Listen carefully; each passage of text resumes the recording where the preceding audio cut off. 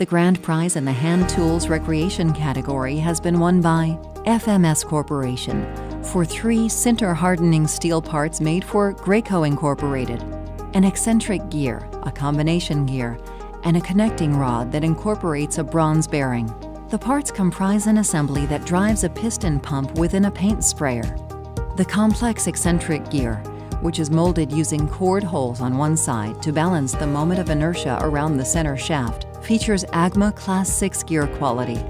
The combination gear is complex as well, combining a helical gear and a spur gear.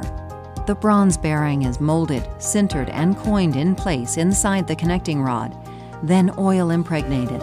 The hub on the eccentric gear, which rotates inside the bronze bearing of the connecting rod, is machined to a plus or minus 0.001 inch tolerance and 32 RMS microfinish. The combination gear and connecting rod are manufactured completely nut shape.